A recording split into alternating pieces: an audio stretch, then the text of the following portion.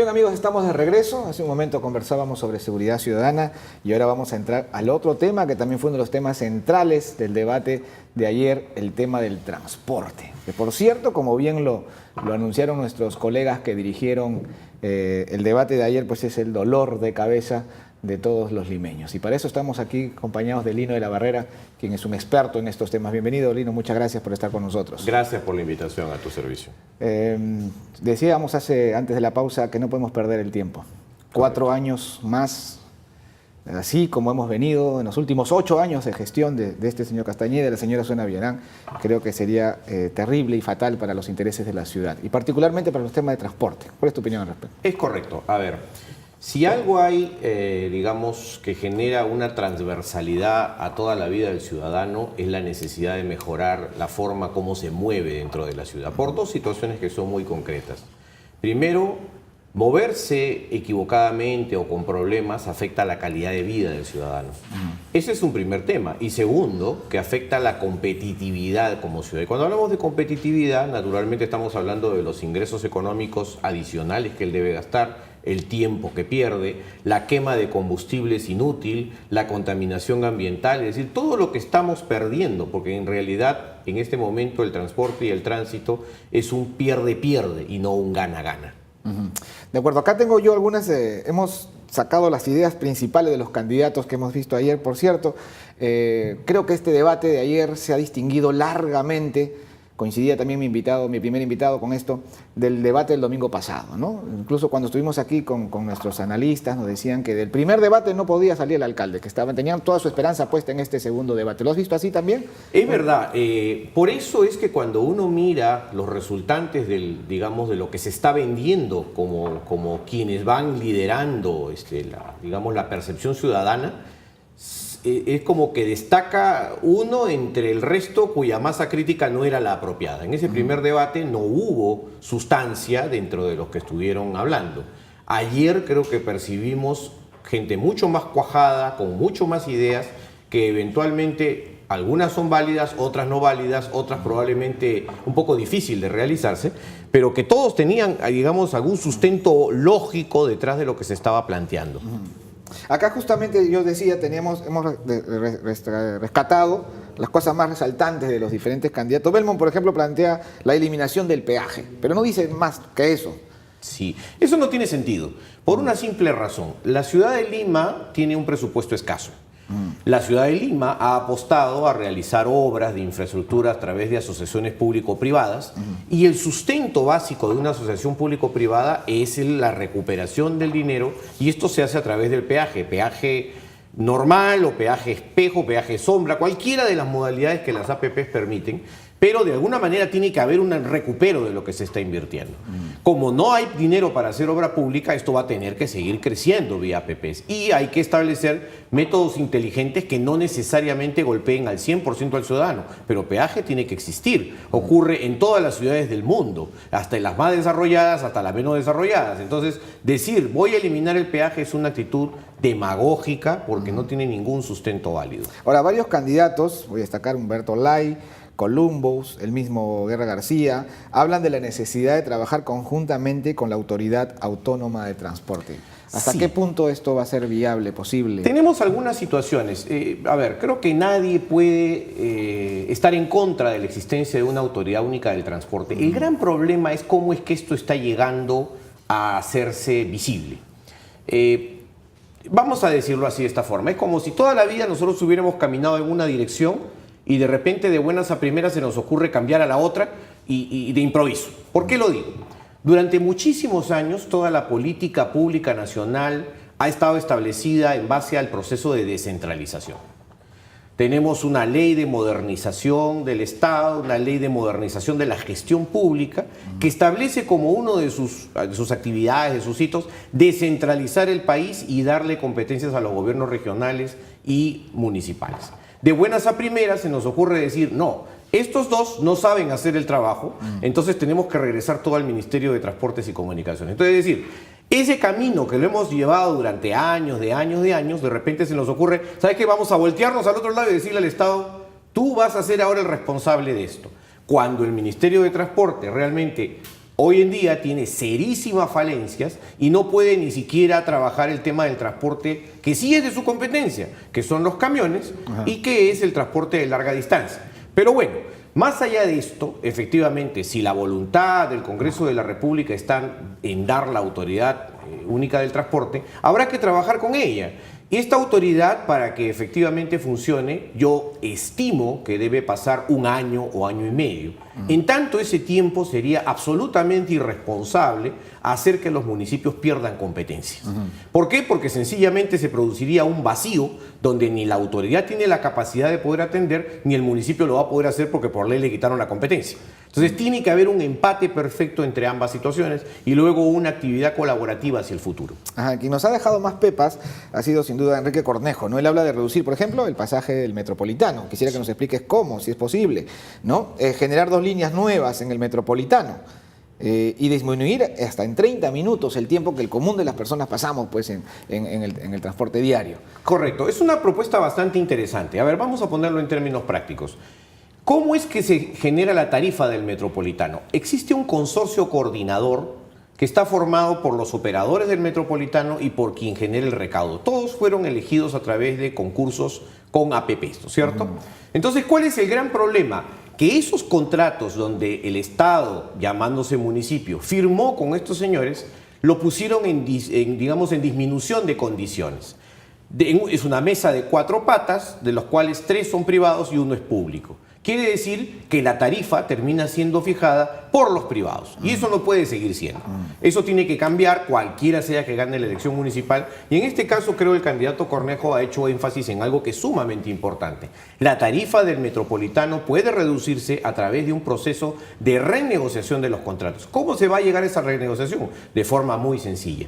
Hay un número de kilómetros que faltan construir en la línea 1 del Metropolitano que tiene que acabar. En ese momento se detona el inicio del contrato y con eso todas las exigencias que el municipio le puede hacer a todos los concesionarios que hoy día están.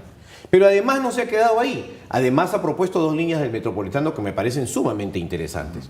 Una es que una Comas con San Miguel, donde efectivamente se va a producir un empate con el corredor rojo que va por Javier Prado, y en el camino puede utilizarse inclusive la infraestructura del Patio Norte, que hoy día sirve solo al Metropolitano 1. Y el segundo por la Panamericana Norte y Sur desde Puente Piedra hasta Villa El Salvador.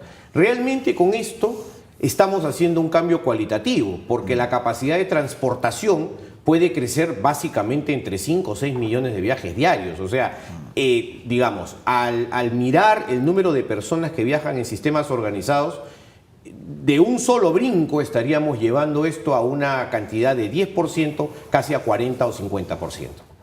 Estamos hablando entonces de la creación de un sistema de transporte que no existe actualmente. Correcto. En este momento cada uno camina por su lado. Es más, sin articulación. Desde el mismo municipio se han entregado concesiones a diversos operadores de transporte y ninguno camina articulado. En este caso estaríamos hablando por primera vez en la ciudad de Lima con un sistema donde sí funcione articuladamente y que se conecte. Porque si yo tengo una línea que puede empatar con el corredor rojo, otra que vaya por la Panamericana que empata con el corredor verde, con el amarillo, con el rojo y puede eventualmente con otros corredores que se puedan crear, ahí ya podría yo hacer un empate que me permitiría bajarme de un servicio, subirme al otro y con un pasaje integrado que al final no me termine costando más.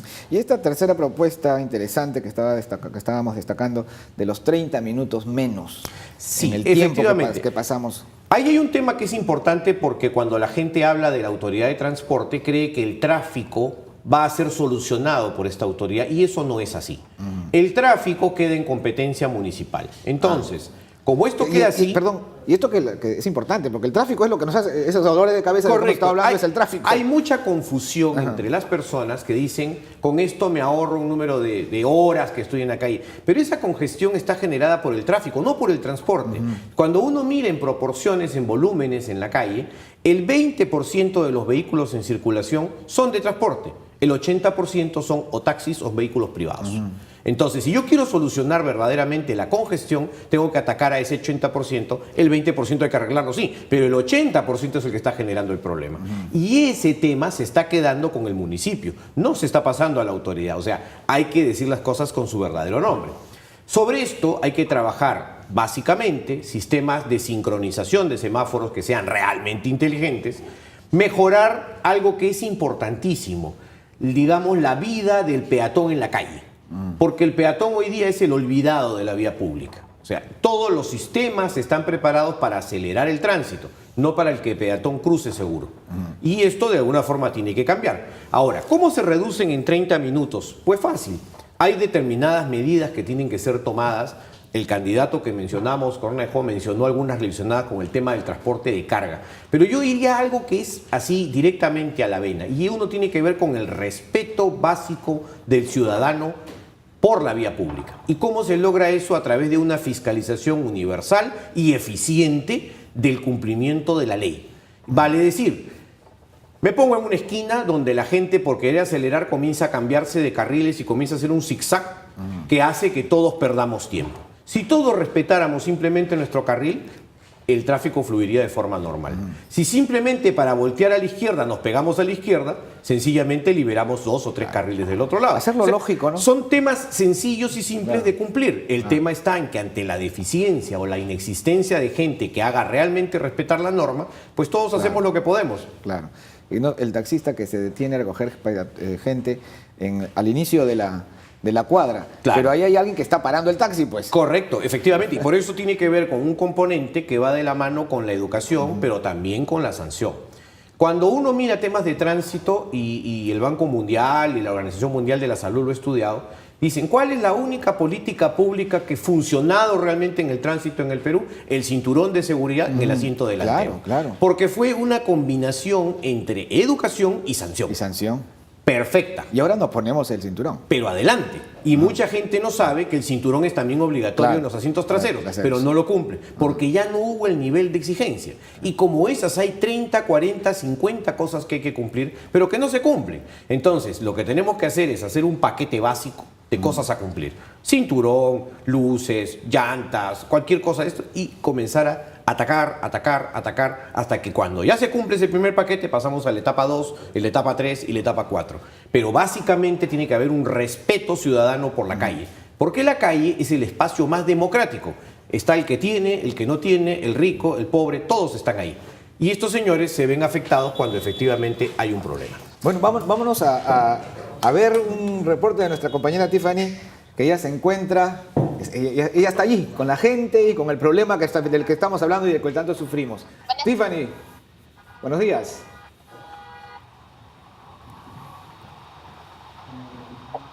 ¿Me escuchas? Reinaldo, ¿me escuchas? Sí, te escucho perfectamente, Tiffany. ¿Cómo estás? Cuéntanos. Así es. Buenos días, Reinaldo. Así me encuentro aquí en el cruce de las avenidas Paseo de la República con Ricardo Palma. Y como podemos observar a estas horas de la mañana, por aquí, por favor, la camarógrafa Vanessa, que me ayudes, hay un tráfico súper denso en esta avenida de Ricardo Palma. También por aquí, en la vía expresa, hay un denso tráfico porque los carros están avanzando de a pocos. Y una cola enorme de autos que van de sur a norte, para el centro de Lima. Cabe resaltar, Reinaldo, que pues en esta parte de acá, como podemos observar, hay un letrero que dice Avenida Paseo de la República clausurada. Es un tramo que está clausurado, ya que aquí solamente a unos pocos metros se está realizando una obra que es la creación del puente vehicular peatonal Leoncio Prado, hecho por el alcalde Castañeda Locio, quien también esto está generando bastante pues congestión vehicular a estas horas de la mañana. Vamos a tratar de conversar con algunos conductores que nos puedan pues apoyar con su comentario cuánto es lo que se demora para llegar a su centro laboral o centro de estudios, ¿no? A ver, un joven acá, buenos días, estamos en vivo para UCI Noticias. ¿Cuánto te demoras para llegar a tu centro laboral? Ok, muchísimas gracias. A ver, por aquí. Por acá vamos a preguntar a un señor, tal vez que nos pueda ayudar. Señor, ¿este tráfico es de todos los días? Sí. ¿Cuánto se demora usted para llegar a su centro laboral o para llevar a una persona a su centro? Media hora. Media hora. Ok, muchísimas gracias. Bueno, tenemos que salir de acá porque acaban ten cuidado de pasar la luz verde. Sí. Bueno, Reinaldo, tú, joven, ¿cuánto te demoras para llegar a tu centro laboral o tu centro de estudio? Ahora voy a demorarme como 15 minutos, pero voy cerca. Cerca. Ok, muchísimas gracias. Pero bueno, cabe resaltar también, Reinaldo, que una persona se demora hasta 3 horas Así diarias es. para llegar en el transporte público, en el transporte privado, para llegar a su centro laboral o para llegar a su casa cuando ya termina pues la jornada laboral. Esa es la información que tenemos hasta el momento, Reinaldo. Muchas gracias, Tiffany. Efectivamente, pues ese es la vía crucis que pasamos todos los limeños a diario. Es correcto. Y es un vía crucis que se pone, digamos, más complejo para aquellos que son usuarios del servicio de transporte público, porque esas 3 horas las deben pasar en un vehículo que no necesariamente es el apropiado para que él circule, es decir, en condiciones bastante inhumanas. Y eso es lo que tenemos que cambiar, o sea, ese sistema tradicional que de alguna manera nos ve a todos los ciudadanos parados en la calle como si fuéramos una moneda que tiene que ser cogida por alguien, y para cogerla naturalmente tengo que pelearme con mi vecino, y es la guerra del centavo que al final viene causando tantos inconvenientes en la ciudad de Lima desde hace tantos años. Ahora, otro tema también muy importante del cual no se ha hablado lo suficiente, hemos hablado mucho, por ejemplo, de seguridad ciudadana, Sí. pero no hemos hablado de seguridad vial, quizás Es lo correcto. que debemos, porque incluso son más los números de personas que fallecen por este tema que incluso por el propio seguridad ciudadana. Es verdad, La inseguridad, quiero decir. y muy poca gente lo toca. En el Perú, históricamente, desde hace más de 10 años, cada año perdemos la vida de más de 3.000 ciudadanos, digamos, en accidentes de tránsito, y el promedio de heridos ronda los 50.000. Y estamos hablando de heridos físicos, no, digamos, las lesiones psicológicas que se genera detrás. Para ponerlo en un término práctico para quienes nos están viendo, sería el equivalente más o menos de que 6 o 7 aviones se cayeran cada año en el Perú. Y la cantidad de heridos que tenemos nos llena el Estadio Nacional Claro, y todos los incluso años. de los que no se registran, porque muchas personas fallecen 2 días después, una Correcto, semana después, correcto. y eso no está ya en, no en está la en el estadística. mapa porque sencillamente aquí la estadística refleja solo aquello que ocurre en ese momento y no lo que en los 30 días siguientes Eso es gravísimo, pasa. el número es gravísimo. altísimo. Por supuesto. Entonces, por eso decía yo que hay, hace un bloque pasado, que era necesario mirar al peatón, que era el gran olvidado de la calle. Porque, digamos, hemos hecho muchos puentes peatonales, pero esos puentes peatonales son bien inamistosos. Tener que subir 5 metros en una carretera para que no me atropellen es complejo. Para una persona de edad, para una persona que tiene un grado de dificultad físico, es difícil hacerlo. Y probablemente ese señor termine arriesgándose en una vía como la vía de evitamiento en cruzar. Y no lo hace por maldad, simplemente no tiene opciones. Hay otros donde por un problema de educación, y esto viene de casa, viene de los colegios y varias cosas más, sencillamente nunca se acostumbró a respetar la ley. O probablemente también, y ahí hay un tema pendiente, la manera como hemos enseñado hasta hoy la educación vial es absolutamente tradicional y de alguna manera inútil. ¿Por qué? Yo me voy a un colegio que queda, digamos, en un cerro y les digo, cuando salgas a la calle, respeta el crucero peatonal, respeta el semáforo y cruza por la esquina. Sale el niño de su colegio y no hay esquina, no hay crucero, ni hay semáforo. Así es. Entonces, ¿qué cosa le estoy enseñando? Lo que yo tendría que hacer un poco, y como siempre lo digo cuando hablo con gente sobre esto, no es educación vial, sino educación vital. Tratar de enseñarle a ese señor cómo debe sobrevivir en una ciudad que es absolutamente inamistosa.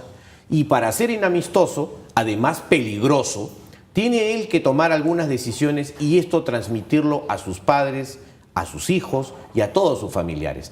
El deber primario de cualquier autoridad estatal, regional, municipal, es proteger a su gente conforme dice la Constitución. Y para eso lo que tenemos que hacer es reformular los cruceros peatonales, reformular las esquinas seguras, trabajar directamente para que el transporte sea de calidad, morigerar el tránsito para que éste sea más calmado, varias cosas que hay que hacer ahí. ¿Qué esperas que pase este domingo después de los 2 debates que hemos comentado? Para una ciudad que crece en su densidad poblacional, crece también su parque automotor, ¿no? Y que ha venido creciendo en las últimas décadas de una manera sin planificación, sin orden. Bueno, a ver, yo creo que lo que debemos esperar para este domingo de elecciones es una decisión ciudadana que se oriente por lo que le pueda solucionar los problemas. Creo que el ciudadano de Lima está esperando empatar con alguien que le diga concretamente, tú tienes un problema acá y esto se va a arreglar de esta forma y te va a costar o va a costarle a la ciudad tanto.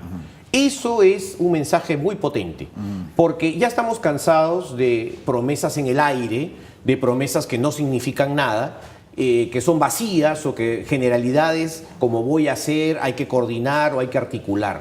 Acá tenemos problemas concretos. Lima Norte está, digamos, con problemas de movilidad, debemos tener sistemas de movilidad. San Juan del Lurigancho está enclaustrada porque no tiene cómo salir o sus salidas son difíciles. Bueno, hay que establecer puentes sobre el río Rima para que puedan salir. Esas cosas concretas son las que empatan con el ciudadano. Quien solucione esos problemas es, de alguna forma, quien va digamos, a llevar a esta ciudad a ser diferente en el futuro. Muchas gracias. Como decíamos con César Ortiz, Lima no puede esperar 4 años más. No se puede dar ese lujo. No se puede dar ese lujo. Muy bien, muchas gracias, Lino, nuevamente por estar con Gracias nosotros. a usted. Nos vamos a una pausa y seguimos con las mañanas informativas aquí en MUSI Noticias.